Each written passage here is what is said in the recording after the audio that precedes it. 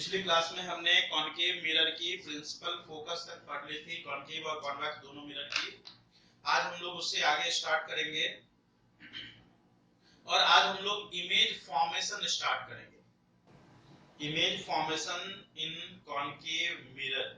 तो concave mirror के case में 6 केसेस आएंगे और 2 केस आएंगे कॉन्वेक्स मिरर में। तो हम लोग स्टार्ट करते हैं, ठीक है। तो सबसे पहले हम लोग रूल्स से स्टार्ट करते हैं आज की class. Rules to find image. तो हम लोग कॉनकेव और कॉन्वेक्स दोनों के रूल एक साथ ही पढ़ेंगे। 4 रूल है, तो कॉनकेव के 4 डायग्राम ड्रॉ कर लेते हैं। 1 2 3 4। ये 4 कॉनकेव मिरर जिसमें 4 हम लोग रूल्स पढ़ेंगे। ये हो गया principal axis, pole, focus, centre of curvature. Principal axis, pole, focus, centre of curvature, चारों हम लोग ड्रॉ कर लेते हैं। Centre of curvature exact half में फोकस, यहाँ पे पोल ले लिया। Centre of curvature exact half में फोकस। ये तो हो गया कॉनकेव के केस में। कॉनकेव में अभी हम लोग रूल देखेंगे। कॉन्वेक्स में भी 4 मिरर ड्रॉ कर लेते हैं। Pole, centre of curvature, focus, right view इसका। Focus, sorry, pole, centre of curvature, focus.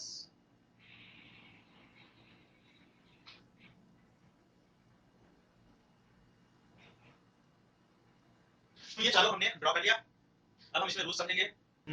चलिए तो स्टार्ट करते हैं हम लोग रूल्स। ये कॉन्वेक्स हो गया और ये कॉनकेव हो गया। तो सबसे पहले पहला रूल, फर्स्ट रूल देखें, ध्यान से सुने। अगर कोई ray of light parallel incident होती है प्रिंसिपल एक्सिस के, तो after reflection it will pass through focus. This is rule number 1। Convex में देखिए, अगर कोई ray of light parallel incident होगी प्रिंसिपल एक्सिस के, तो आफ्टर रिफ्लेक्शन ये रिफ्लेक्ट बैक होने के बाद it will appear to be coming from focus. चलिए अब हम लोग आते हैं रूल नंबर 2 में। अगर कोई रे ऑफ लाइट फोकस से पास होती हुई मिरर पे इंसिडेंट हो रही है, तो after reflection it will become parallel to principal axis. After reflection it will become parallel to principal axis. इसी को जस्ट हमने रिवर्स कर दिया है। फर्स्ट वाले रूल को हमने यहाँ पे सिंपली रिवर्स कर दिया है। यहाँ पे भी अगर कोई रे ऑफ लाइट ऐसे इंसिडेंट हो कि that is coming toward focus, इस तरह से अपीयर हो कि that is coming toward focus, after reflection it will become parallel to principal axis. It will become parallel to principal axis. हम लोग आते हैं रूल नंबर 3 में। ये जो सारे रूल्स है ना, इसी रूल्स को यूज करके आपको इमेज की फॉर्मेशन करनी है, कॉनकेव में भी कॉन्वेक्स में भी। तो कॉनकेव और कॉन्वेक्स दोनों में जो हम लोग रूल समझने वाले हैं, वो सारे के सारे रूल्स को पहले समझ लीजिए और इसी को यूज करके हम इमेज की फॉर्मेशन करने वाले हैं। अगर कोई ray of light centre of curvature से पास होती हुई मिरर पे आएगी,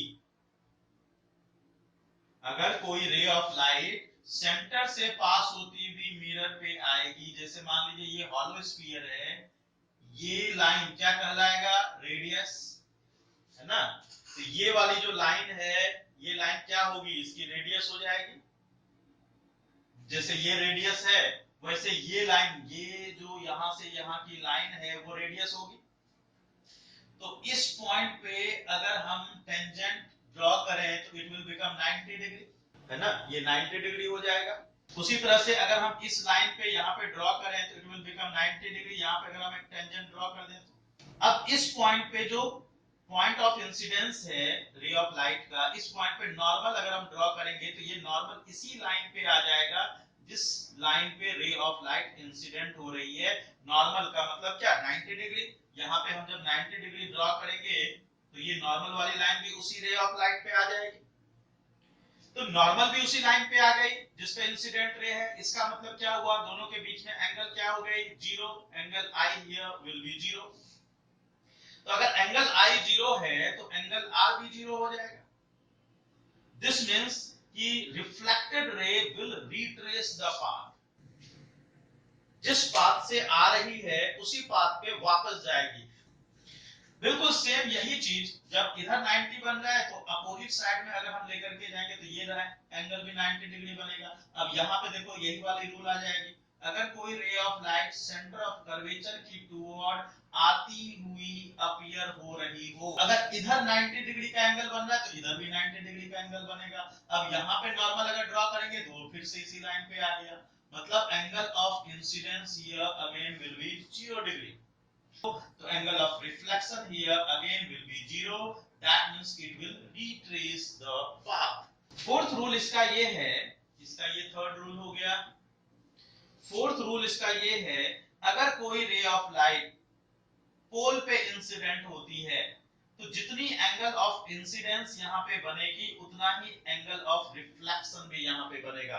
एंगल आई और एंगल आर यहाँ पे सेम होगा। ऐसे एंगल आई एंगल आर हमेशा ही सेम होता है, क्योंकि हम इस प्रॉपर्टी का यूज करते हैं, इसको एक अलग से बना दिया गया है लॉ, लेकिन अलग से रूल बना दिया गया है, बट है वो वही। एंगल आई कहीं पे भी जितना जब भी मिरर पे इंसिडेंट होगा तो एंगल आई और एंगल आर हमेशा हर केस में सेम होगा।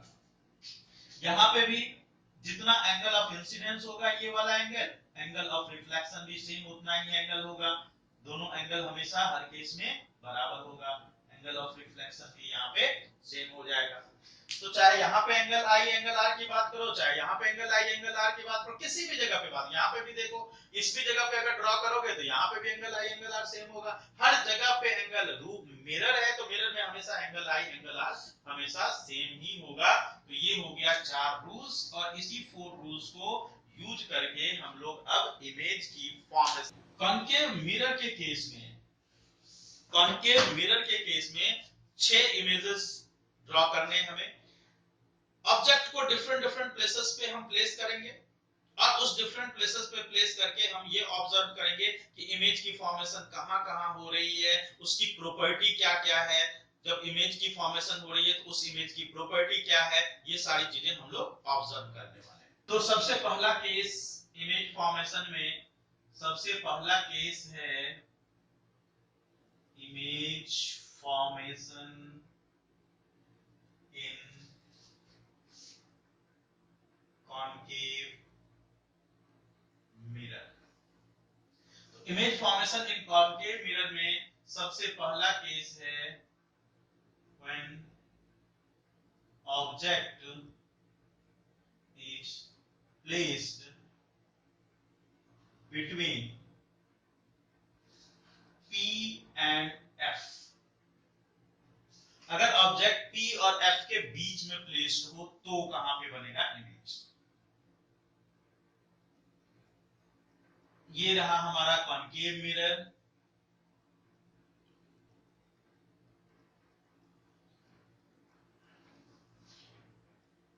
पोल, फोकस, सेंटर ऑफ कर्वेचर।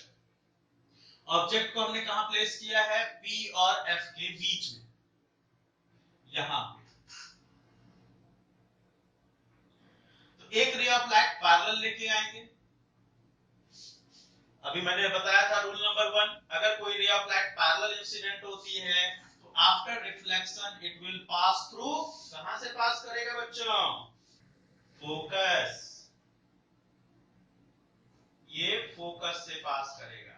किसी भी इमेज की फॉर्मेशन के लिए कम से कम 2 रे ऑफ लाइट चाहिए। अब दूसरी रे ऑफ लाइट को हम पोल पे इंसिडेंट करेंगे, जितना एंगल ऑफ इंसिडेंस होगा उतना ही एंगल ऑफ रिफ्लेक्शन होगा। तो ये रे ऑफ लाइट रिफ्लेक्ट बैक करेगी। अभी मैं फ्री हैंड डायग्राम ड्रॉ कर रहा हूं, एंगल वगैरह की मेजरमेंट नहीं कर रहा, लेकिन आप जब ड्रॉ करोगे तो क्या करोगे, वहां पे एंगल वगैरह की कैलकुलेशन करके बनाना है। अब इस दोनों रे को देखो तो ये दोनों रे कैसी दिख रही है आप लोगों को, ये दिख रही है डाइवर्जिंग रे, और डाइवर्जिंग रे कभी भी आगे मीट नहीं होती। तो क्या करना पड़ेगा, फिर इसको हमें पीछे एक्सटेंड करना पड़ेगा, क्योंकि इस रे ऑफ लाइट को अगर हम यहां से ऑब्जर्व करें और इस रे ऑफ लाइट को ऑब्जर्व करें तो ये इधर से पीछे से कहीं आती हुई अपीयर होगी, और ये इधर से पीछे से कहीं आती हुई अपीयर होगी। जहां पे ये एक दूसरे को इंटरसेक्ट करती हुई अपीयर होगी उसी जगह पे इमेज बनेगा। लेकिन ये किस तरह का इमेज है? अगर इस इमेज को देखो तो ये किस तरह का इमेज आपको दिख रहा है? ये है एक वर्चुअल इमेज, रियल में वहां पे कुछ नहीं है। आपको यहाँ पे सारा डॉटेड लाइन से ड्रॉ करना है। इस इमेज की अगर प्रॉपर्टीज पूछी जाए आपसे कि इस इमेज की प्रॉपर्टीज क्या है, प्रॉपर्टीज ऑफ इमेज फॉर्म्ड, तो प्रॉपर्टीज ऑफ इमेज फॉर्म्ड में सबसे पहली प्रॉपर्टी जब हम लिखेंगे वो होगा उसके नेचर के बारे में। ठीक है, तो सबसे पहली प्रॉपर्टी हो जाएगी नेचर। नेचर का मतलब क्या? नेचर का मतलब होता है कि वो रियल है कि वर्चुअल है। ठीक है, तो नेचर क्या हो गया? ये हो गया वर्चुअल। और वर्चुअल के साथ ही इरेक्ट लिखने की आदत डालो, बोलने की आदत डालो, virtual and erect. Virtual image हमेशा ही कैसा होता है? इरेक्ट होता है, वर्चुअल एंड इरेक्ट। नेचर हो गया। दूसरी चीज जो हमें बतानी है बच्चों, वो बतानी है साइज के बारे में। नेचर के बाद हम आएंगे साइज। देखो तो साइज कैसा दिख रहा है? हाइट ऑफ द इमेज को देखो, height of the image is more than height of the object, है ना? बड़ा दिख रहा है, इसका मतलब इमेज को हम क्या लिखेंगे? It is magnified. यहाँ पे मैग्नीफाइड लिखिए, या आप चाहो तो इसको इनलार्ज लिख सकते हो, इनलार्ज्ड, मैग्नीफाइड या इनलार्ज्ड। नेचर हो गया बच्चों, साइज हो गया। अब तीसरी चीज जो हम यहाँ पे लिखेंगे, पोजीशन। इमेज की पोजीशन क्या है? तो इमेज की पोजीशन कहाँ पे दिख रही है आपको? मिरर के अंदर, है ना? तो जब भी वर्चुअल इमेज जब कभी भी फॉर्म होता है वो कभी भी स्क्रीन पे नहीं बन सकता, बाहर तो है ही नहीं, तो स्क्रीन पे बनेगा कैसे? वो बनेगा हमेशा कहाँ पे? मिरर के अंदर में। Position of the image is inside mirror. ठीक है, ये हो गए इसके प्रॉपर्टीज। अब इस प्रॉपर्टीज के बाद अगर हम यहाँ पे आए, इसके यूज कहां होते हैं, प्रैक्टिकल एप्लीकेशंस कहां पे हैं इस कंडीशन के यूज? मैं कॉन्केव मिरर के यूज नहीं बता रहा अभी आपको, मैं कॉन्केव मिरर के इस कंडीशन का, इस कौन सा कंडीशन? जब ऑब्जेक्ट कहां के बीच में हो? P और F के बीच में हो। तो अब इस कंडीशन का प्रैक्टिकल एप्लीकेशन क्या है? सुनो, प्रैक्टिकल एप्लीकेशन क्या है, देखो। डेंटिस्ट के पास जब हम जाते हैं तो टीथ में क्या प्रॉब्लम है ये देखने के लिए डेंटिस्ट क्या करता है? हमारे टीथ के पीछे एक मिरर लगाता है। वो जो डेंटिस्ट मिरर होता है, उस डेंटिस्ट मिरर में मान लीजिए ये हमारा टीथ है, सपोज करें कि ये हमारा टीथ का पोजीशन है, इस टीथ के पीछे उसने अपना मिरर लगा दिया। ये जो मिरर है, ये मिरर उसने लगा दिया। अब उसको हमारा टीथ कैसा दिखेगा? बड़ा बड़ा सा टीथ दिखेगा। तभी तो वो फाइंड आउट करेगा ना उसमें प्रॉब्लम क्या है। तो डेंटिस्ट जो मिरर के पास जो मिरर होता है वो यही कंडीशन होता है। डेंटिस्ट मिरर के केस में object is placed between P and F। तो कॉन्केव मिरर ही, कॉन्केव मिरर के बहुत जगह पे यूज होते हैं, लेकिन ये केस में, इस केस में यूज होता है, मतलब उसमें ऑब्जेक्ट कहां होता है? बिटवीन P और F होता है ऑब्जेक्ट डेंटिस्ट मिरर के केस में। और कहां यूज होगा डेंटिस्ट मिरर के अलावा? डेंटिस्ट मिरर के अलावा और कहां यूज होगा? मेकअप किट मिरर में, मेकअप किट की मिरर में। मेकअप किट मिरर में भी तो चेहरा बड़ा बड़ा दिखना चाहिए ना, जब चेहरा बड़ा बड़ा दिखेगा तभी तो मेकअप अच्छे से हो पाएगा ना। तो यहाँ पे मेकअप किट मिरर में भी यही पोजीशन होता है, face is placed between P and F। तीसरा कंडीशन जो होगा, तीसरे जो हम लोग प्रैक्टिकल एप्लीकेशन करते हैं, that is shaving mirror. Shaving mirror, shaving mirror में बिल्कुल यही पोजीशन होगा। हाँ बिल्कुल, वॉश बेसिन मिरर में, शेविंग मिरर में यही कंडीशन होता है, यही कंडीशन होगा, तभी तो हमें फेस बराबर दिखेगा, तभी तो हमें जो भी शेविंग वगैरह करनी है तो वो अच्छे से हो पाएगी। ये होता है, समझ में आ गया? इसके अलावा और भी कई सारे जगहों पे यूज होता है, बट ये तीन केस याद रखिए, ये तीन केस इंपॉर्टेंट है। ओके बच्चों, तो ये हो गए हमारे first condition, when object is placed between P and F। तो सेकंड कंडीशन में आते हैं, when object is placed at F। तो अब हमारा सेकंड कंडीशन है when object is placed at F, focus पे रखा है।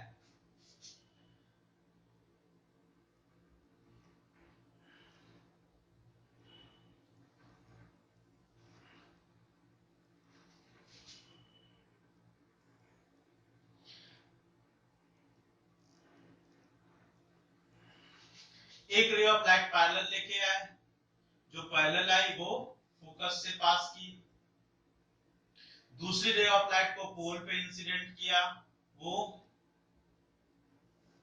भी रिफ्लेक्ट बैक हुई।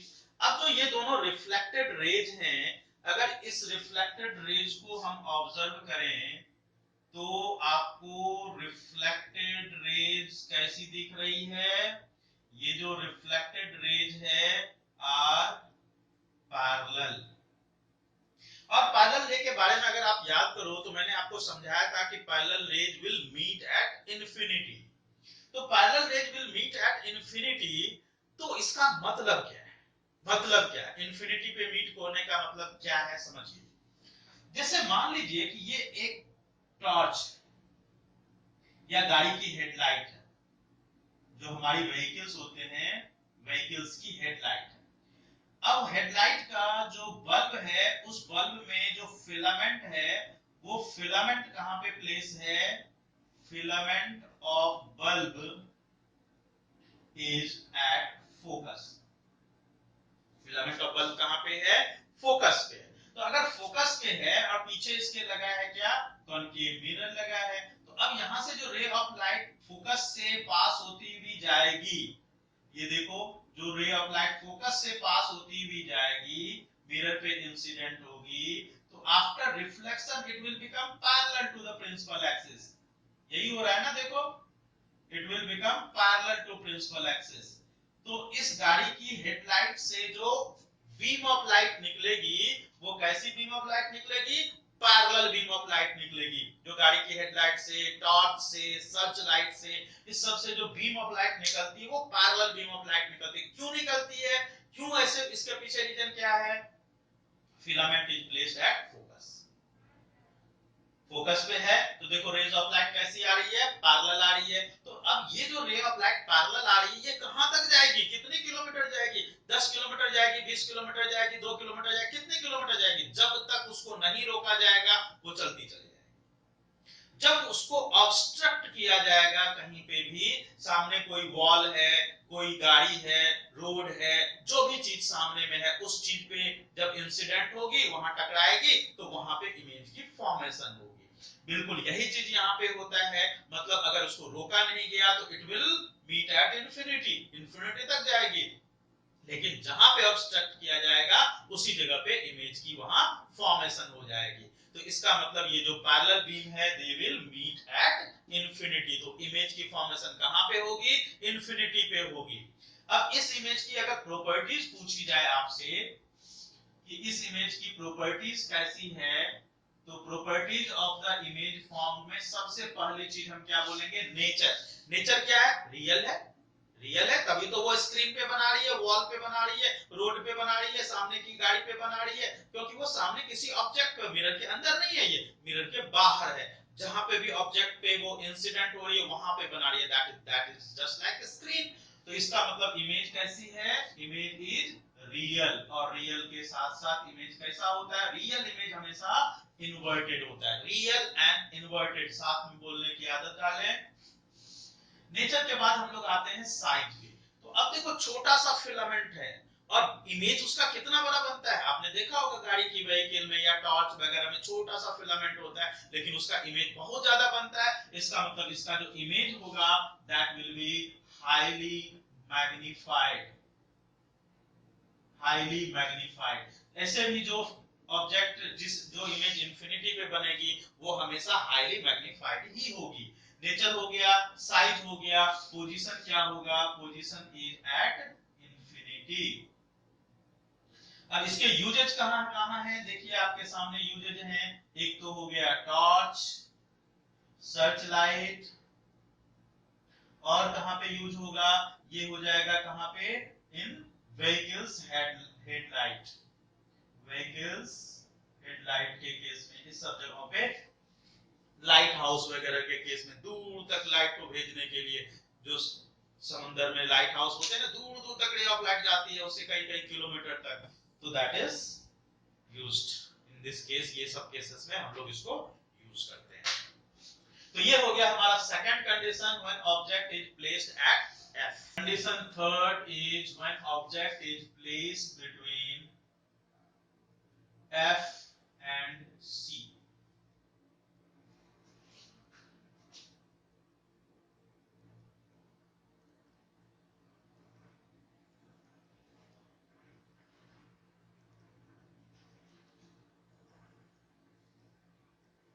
यहां पे रखा है ऑब्जेक्ट, एक रे ऑफ लाइट पैरेलल आई, जो कि टकराने के बाद फोकस से पास की, दूसरी रे ऑफ लाइट को कहां पे लेके जाएं, कहां पे, चलो पोल पे लेके जाओ, पोल पे लेके आए, ये रिफ्लेक्ट बैक हुआ और यहां पे एक दूसरे को इंटरसेक्ट कर रहा है।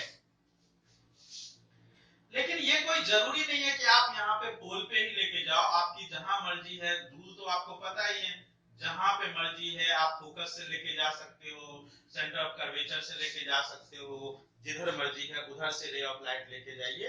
ये बिल्कुल जरूरी नहीं है कि जो मैंने रूल बताए हैं, जितने मैं जो बना रहा हूं डायग्राम, उसी डायग्राम से आप भी ड्रॉ करो, ये बिल्कुल जरूरी है। ठीक है, चलिए, तो यहाँ पे जो इमेज की फॉर्मेशन हो रही है वो कहां पे हो रही है, सी के बियॉन्ड हो रही है, सी के पीछे हो रही है। तो अब इस इमेज की प्रॉपर्टीज अगर हम देखें, तो इस इमेज की प्रॉपर्टीज क्या क्या हो रही है, properties of the image forms में सबसे पहली जो प्रॉपर्टी होगी वो क्या होगी, नेचर। नेचर क्या बोलेंगे, ये रियल इमेज है ना, रियल है, देखो रियल में रे ऑफ लाइट इंटरसेक्ट कर रहा है, it will be real, and real के साथ साथ it will B inverted, real and inverted, ये हो गया नेचर। नेचर के बाद हम आ जाते हैं साइज में, इमेज की साइज। इमेज की साइज देखो, ऑब्जेक्ट इतना बड़ा, इमेज इतना बड़ा, मतलब इमेज इज मैग्नीफाइड, मैग्नीफाइड, या फिर आप इसको इनलार्ज बोल लो, एक ही बात है, मैग्नीफाइड या enlarge. Nature, size, position. Position क्या होगा, बियॉन्ड सी, सी के पीछे है, देखो यहाँ पे इधर सी के पीछे बन रहा है, तो इमेज की formation will be beyond C. ठीक है, तो ये हो गए इसकी properties of the image form. इसका एज सच कोई ऐसा प्रैक्टिकल एप्लीकेशन नहीं है जो मैं स्पेशली आपको बताऊं, ऐसा कुछ नहीं है इसका। Condition number 4, when object is placed at C, अगर ऑब्जेक्ट C पे प्लेस होगा तो कहां पे बनेगा इमेज,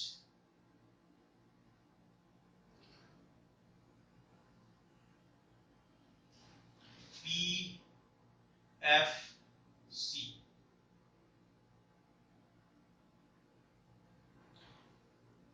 यहां से एक रे ऑफ लाइट पैरेलल इंसिडेंट करेंगे,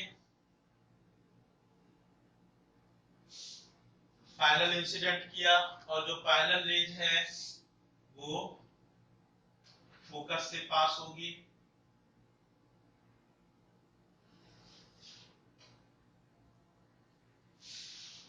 अब दूसरी रे ऑफ लाइट को आप कहां से ले जाना चाहेंगे, पोल पे ले जा सकते हैं, फोकस पे, ये दो ऑप्शन है आपके पास, ये दोनों पॉइंट्स फ्री हैं, ये दोनों में से कोई पॉइंट यूज कर सकते हैं आप। चलिए फोकस वाली पॉइंट यूज कर लेते हैं। यहां से रे ऑफ लाइट फोकस से जो इंसिडेंट होगी,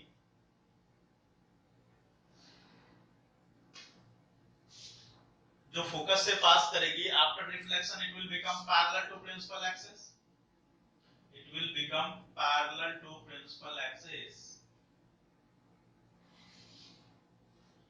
देखिए ये रे ऑफ लाइट पैरेलल हो गई प्रिंसिपल एक्सिस के, और इमेज की फॉर्मेशन आप देखो कहां पे हो रही है, सी पे ही हो रही है, इमेज की फॉर्मेशन सी पे ही हो रही है। तो यहाँ पे जो इमेज बन रहा है, इस इमेज की प्रॉपर्टीज अगर आपसे पूछी जाए, properties of the image formed, क्या होगी? सबसे पहली प्रॉपर्टी होगी image formed will be real है, रियल में रे ऑफ लाइट इंटरसेक्ट कर रही है, इट विल बी रियल, तो it will be real and inverted. पहला पॉइंट हो गया रियल एंड इन्वर्टेड। नेचर हो गया, साइज, जितना बड़ा ऑब्जेक्ट है उतना ही बड़ा इमेज है, ठीक है, ये हो जाएगा सेम साइज का। पोजीशन इसकी कहां पे है? एट सी, जहां पे ऑब्जेक्ट है वहीं पे इमेज भी है, तो इमेज की पोजीशन सी पे होगी। अगर इसी में आपसे मैं क्वेश्चन पूछूं, एक क्वेश्चन लिखें अगर हम लोग, what is the distance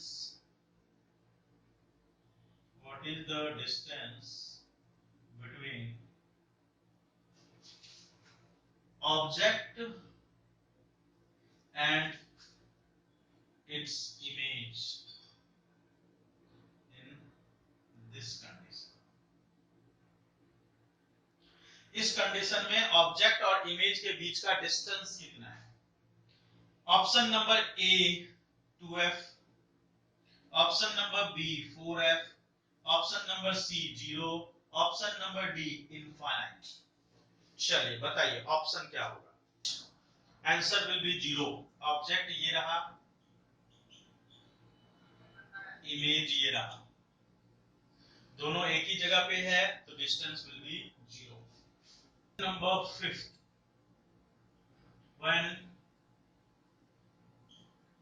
object is placed beyond C, C के पीछे अगर ऑब्जेक्ट हो तो इमेज की फॉर्मेशन कहां पे होगी? चलिए देखते हैं कहां पे होगी इमेज की फॉर्मेशन।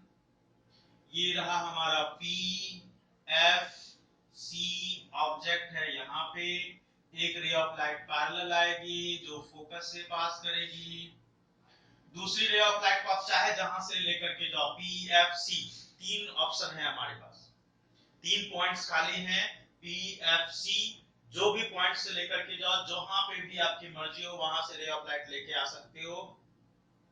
P पे लेके आएंगे तो angle of incidence, angle of reflection से लेके आ सकते हैं, F से लेके आएंगे तो पैरेलल आएगा, और C से लेके आएंगे तो सेम डायरेक्शन में रिटर्न बैक होगा। तो हमने इससे पहले P वाला कंडीशन यूज किया है, F वाला भी यूज किया, इस बार हम लोग C वाला कंडीशन यूज करेंगे। तो रे ऑफ लाइट अगर C से लेकर के आएंगे तो वो उसी डायरेक्शन में रिटर्न बैक होगा। अब देखो रिफ्लेक्टेड रे ये और ये दोनों कहां पे क्रॉस इंटरसेक्ट कर रहा है? यहाँ पे, तो इमेज की फॉर्मेशन यहाँ पे होगी। F से लेके आओगे तो पैरेलल होगा, P पे लेके आओगे तो सेम एंगल पे रिफ्लेक्ट होगा। सारे रूल्स वही हैं जो आपने समझ रखे हैं। तो इमेज की फॉर्मेशन यहाँ पे हो गई। अब इस इमेज की प्रॉपर्टीज क्या क्या होगी? Properties of the image formed क्या होगी? सबसे पहली प्रॉपर्टी, ये किस टाइप की इमेज है? इमेज जो है रियल में इंटरसेक्ट हो रहा है यहाँ पे, तो इट इज रियल। रियल होने के साथ साथ ये इन्वर्टेड इमेज भी है, रियल एंड इन्वर्टेड। अगर इमेज की साइज देखो, नेचर के बाद हम लोग साइज पे आएंगे, ये जो है डिमिनिश्ड है ना, स्मॉल साइज्ड है, तो ये स्मॉल साइज के लिए हम लोग यहाँ पे क्या वर्ड यूज करेंगे? डिमिनिश्ड। नेचर हो गया, साइज हो गया, नाउ इज पोजीशन। तो पोजीशन कहां पे है? C और F के बीच में। तो पोजीशन में हम लिखेंगे बिटवीन C एंड F। तो ये हो गया, इसका भी कोई ऐसा एज सच प्रैक्टिकल एप्लीकेशन है नहीं, बस इतना ही है इसमें। तो ये हो गया हमारा कंडीशन नंबर 5। कहां पे ऑब्जेक्ट है? C के बियॉन्ड, और इमेज की फॉर्मेशन C और F के बीच में। चलिए अब हम लोग आते हैं condition number 6। when object is placed at infinity.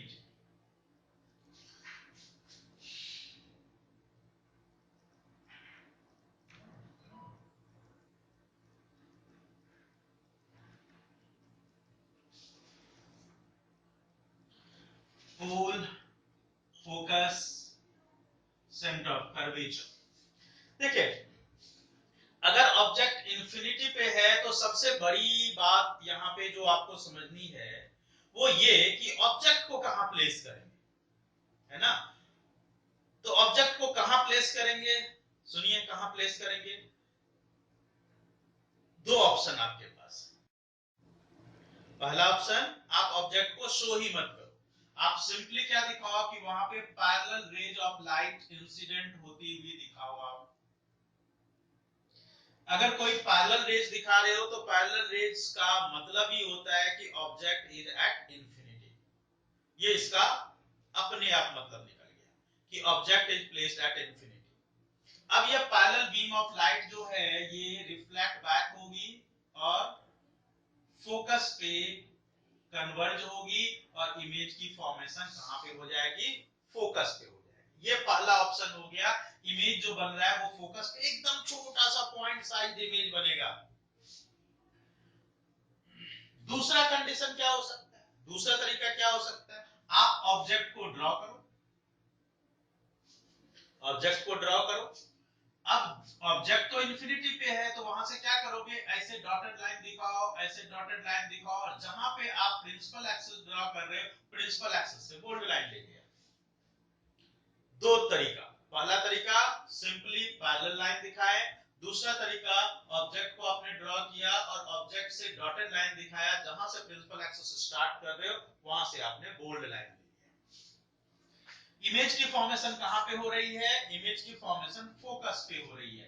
तो अब इसकी प्रॉपर्टीज ऑफ द इमेज क्या क्या होंगे, properties of image formed will be, सबसे पहला पॉइंट हम बताएंगे नेचर।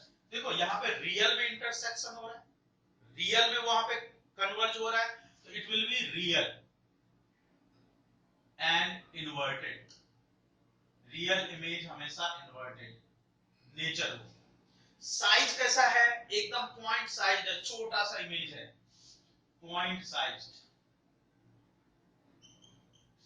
Nature size. तीसरी चीज यहाँ पे पोजीशन के बारे में बताएंगे और पोजीशन यहाँ पे कहां पे है, एफ पे है, तो पोजीशन इज एट एफ।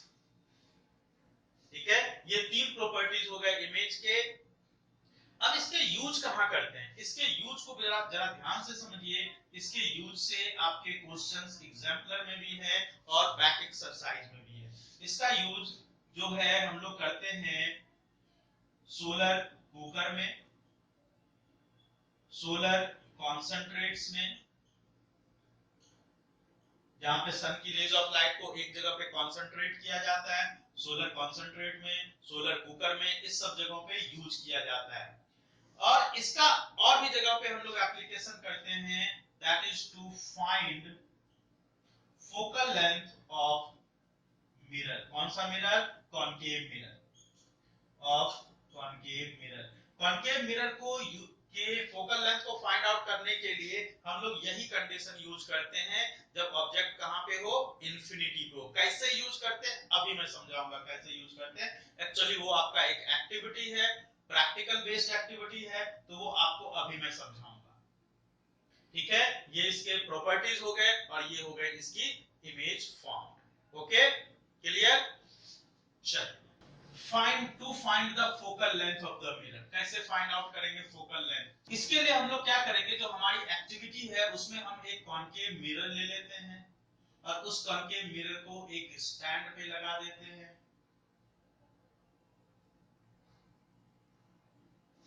ये एक्टिविटी आपको करने के लिए दिया जाएगा। इस स्टैंड को, इस कॉनकेव मिरर को हमने लगा दिया एक मीटर स्केल पे, एक मीटर स्केल पे लगा दिया। दूर कहीं पे हमने एक ऑब्जेक्ट को सेलेक्ट कर लिया, ट्री एट इंफिनिटी। अब छोटा सा मिरर जिसकी की फोकल लेंथ हार्डली कितनी होगी 10 सेंटीमीटर, बहुत होगी तो 20 सेंटीमीटर। अब उसके लिए अगर 20 मीटर पे कोई ट्री है तो वो भी इंफिनिटी ही होगा, ठीक है। छोटा सा फोकल लेंथ के लिए 10 मीटर 20 मीटर पे रखा हुआ ऑब्जेक्ट इंफिनिटी ही होता है। तो यहाँ पे हमने एक ट्री सेलेक्ट कर लिया एज एन ऑब्जेक्ट, ट्री हो गया हमारा ऑब्जेक्ट जो कहाँ पे प्लेस है, जो प्लेस है इंफिनिटी पे।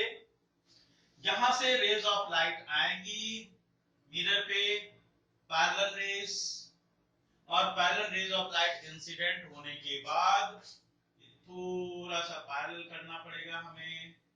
चलिए अभी भी पैरेलल नहीं हुआ, फिर से ड्रॉ करते हैं, अभी भी नहीं हुआ, लेकिन अब मान लेते हैं। चलो ये पैरेलल है, parallel rays of light incident हुई और यहाँ पे रिफ्लेक्ट बैक होने के बाद ये किसी पॉइंट पे कन्वर्ज होगी, ठीक है।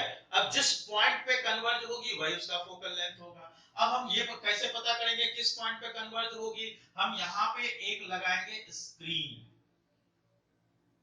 ठीक है, एक स्क्रीन लगाएंगे, पेपर का, कपड़े का, किसी तरह का बना हुआ स्क्रीन लगाएंगे। मान लीजिए ये मीटर स्केल का 0 पॉइंट है। अब स्क्रीन हमको पता कैसे चलेगा वही फोकल लेंथ है, उसी जगह पे हमें स्क्रीन लगानी है। ये पता करने के लिए हम स्क्रीन को लेफ्ट की ओर और राइट की ओर दोनों ओर मूव करेंगे, ठीक है। जब लेफ्ट और राइट की ओर मूव करोगे तो एक ऐसा पोजीशन आएगा जिस पोजीशन पे आपको इस ट्री की एकदम क्लियर, एक ऐसा पोजीशन आएगा जिस पोजीशन पे आपको इस ट्री की, ये जो ट्री हमने ऑब्जेक्ट सेलेक्ट किया था, इस ट्री की एकदम क्लियर ब्राइटेस्ट और स्मॉलेस्ट इमेज दिखेगी। जहां पे आपको इस ट्री का ब्राइटेस्ट, स्मॉलेस्ट, क्लियर इमेज दिखे, इस स्क्रीन पे बन रहा सबसे क्लियर इमेज जहां पे आपको दिखे, मोस्ट क्लियर इमेज जहां पे आपको दिखे, उस जगह पे जैसे हम फोकस करते हैं ना, फोकस लेंस मिरर में, ये जो कैमरे में फोकस करते हैं, बिल्कुल उसी तरह से ये फोकस करना है आपको, इसको मैन्युअली फोकस करके जहां पे एकदम क्लियर इमेज बने वहां पे आपको उसको फिक्स कर देना है। तो अब अगर ये मीटर स्केल है तो मीटर स्केल के मान लीजिए ये स्क्रीन जो है, ये जो स्क्रीन है, ये स्क्रीन फिक्स हुआ सपोज करें 74 सेंटीमीटर पे, और ये मिरर है मान लेते हैं 96 सेंटीमीटर। इस मीटर स्केल पे ये 0 पॉइंट हो गया, 74 सेंटीमीटर पे हमारा मिरर, ये स्क्रीन आ गया, और 96 सेंटीमीटर पे हमारा क्या आ गया, मिरर आ गया। कौन सा मिरर, कॉनकेव मिरर। अब हमने पढ़ा कि दोनों के बीच की जो डिस्टेंस होगी, इस दोनों के बीच की डिस्टेंस, उसको हम लोग फोकल लेंथ बोलेंगे। तो focal length here will be 96 minus 74, this will be 22 centimeter. What is the focal length of this mirror? This will be 22 centimeter, and this will be denoted as minus 22 centimeter. क्यों? Left में concave mirror है, left में है, तो focal length here will be minus 22 centimetre.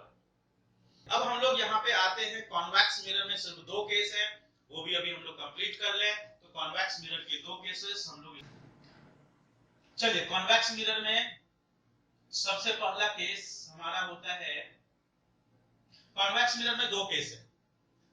पहला case होता है हमारा जब ऑब्जेक्ट प्लेस हो कहां पे, इंफिनिटी,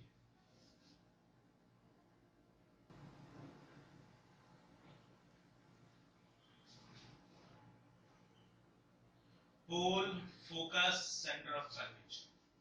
ऑब्जेक्ट इंफिनिटी पे है, parallel rays of light incident करेंगे और ये रे ऑफ लाइट इंसिडेंट होने के बाद, टकराने के बाद रिफ्लेक्ट बैक होगी, ये टकराने के बाद रिफ्लेक्ट बैक होगी और फोकस से आते हुए अपीयर। तो यहाँ पे जो इमेज की फॉर्मेशन होगी, इस इमेज की प्रॉपर्टीज क्या क्या होगी, देखें पहली प्रॉपर्टी क्या है। देखो ये इमेज कैसा है, वर्चुअल इमेज है ना, वर्चुअल इमेज है। इमेज की पहली प्रॉपर्टी हो जाएगी इट विल बी वर्चुअल, और वर्चुअल इमेज हमेशा कैसा होता है, हमेशा इरेक्ट होता है। वर्चुअल एंड इरेक्ट दोनों एक साथ बोलने की आदत डालें। नेचर हो गया साइज। साइज कैसा दिख रहा है आपको, एकदम पॉइंट साइज होगा। जब भी ऑब्जेक्ट इंफिनिटी पे हो तो इसका इमेज जो बनता है वो हमेशा पॉइंट साइज, एकदम छोटा सा इमेज बनता है। It will be point sized image. Position is at F, ठीक है। Nature, size, position, it is at F.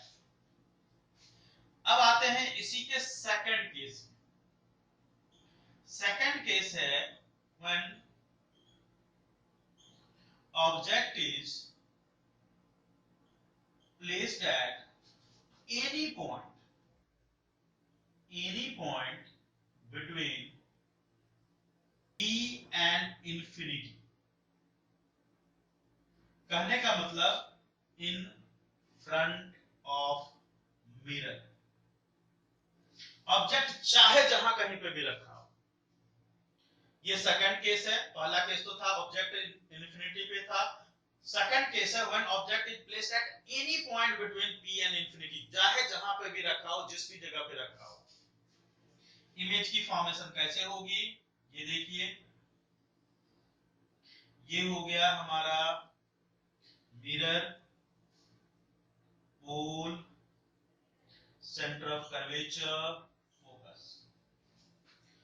Object की आप जहां भी प्लेसिंग कर लें आपकी मर्जी। एक रे ऑफ लाइट पैरेलल लेके आइए। जो पैरेलल रे होती है वो रिफ्लेक्ट बैक हो करके it will appear to be coming from focus. Focus से आती हुई अपीयर हुई, ठीक है। जो रे ऑफ लाइट पैरेलल आ रही है। दूसरी रे ऑफ लाइट को आप कहां पे लेके जाना चाह रहे हो, पोल पे ले चलते हैं। पोल पे, सेंटर ऑफ कर्वेचर पे, जहां पे मर्जी आपकी वहां पे लेकर के जाएं।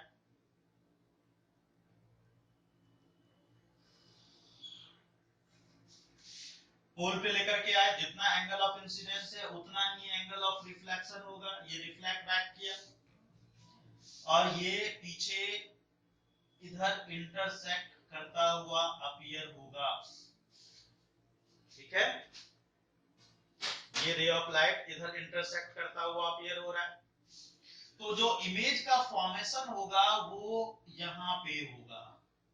कहां पे होगा, P और F के बीच में होगा।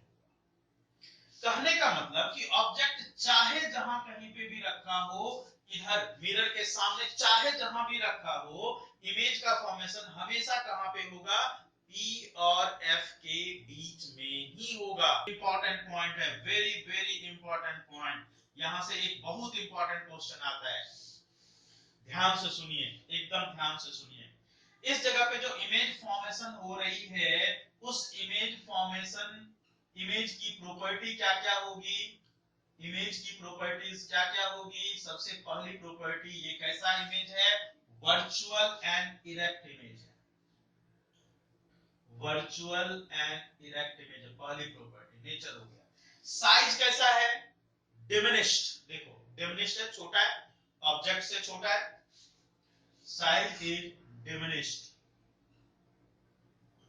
अभी मैं समझाऊंगा कि यहां से क्वेश्चन क्या आता है। नेचर हो गया, साइज हो गया, पोजीशन। चाहे ऑब्जेक्ट जहां कहीं पे भी रखा हो, इमेज हमेशा P और F के बीच में ही बनेगा। बिटवीन P एंड F, इसी बीच में इमेज की फॉर्मेशन हमेशा, हर केस में। चाहे ऑब्जेक्ट जहां पे भी रखा हो, जहां पे भी रखा हो, इमेज की फॉर्मेशन P और F के बीच में। हमेशा इमेज जो बनेगा वर्चुअल होगा, चाहे ये कंडीशन हो चाहे ये कंडीशन हो। इमेज जब भी बनेगा पॉइंट साइज, इंफिनिटी पे है तो पॉइंट साइज, नहीं तो डिमिनिश्ड। जितने भी इमेज बन रहे हैं वो P और F के बीच में बन रहे हैं, सारे के सारे इमेज। यही तीन रीजन है जिस रीजन के कारण इस मिरर को हम लोग सबसे ज्यादा यूज करते हैं। कहां पे यूज करते हैं, इसको यूज किया जाता है इन रियर व्यू मिरर। इसको हम लोग रियर व्यू मिरर में यूज करते हैं। अब रियर व्यू मिरर में मतलब पीछे देखने के लिए, पीछे कौन सी गाड़ी आ रही है या पीछे कौन सी ऑब्जेक्ट है उसको देखने के लिए हमें क्या चाहिए, अब सोचो जरा क्या चाहिए। पीछे जितने भी गाड़ियां हैं वो सारी की सारी गाड़ी दिखे, चाहिए ना। पीछे जो भी ऑब्जेक्ट है वो ऑब्जेक्ट दिखे। तो क्यों, कैसे पॉसिबल है? यहाँ पे जितने भी इमेज फॉर्म हो रहे हैं सबके सब डिमिनिश्ड हो रहे हैं। अब डिमिनिश्ड होने से क्या होगा? डिमिनिश्ड होने से it will provide a larger area to view. सबके छोटे छोटे छोटे छोटे इमेज बनेंगे, और जब छोटे छोटे इमेज बनेंगे it will provide a larger area, larger region to view. पीछे की सारी चीजें हमें दिखेगी। ठीक है। दूसरी चीज, जितनी भी इमेज बन रही है वो सारी की सारी इमेज इरेक्ट है और बिटवीन पी एंड एफ है।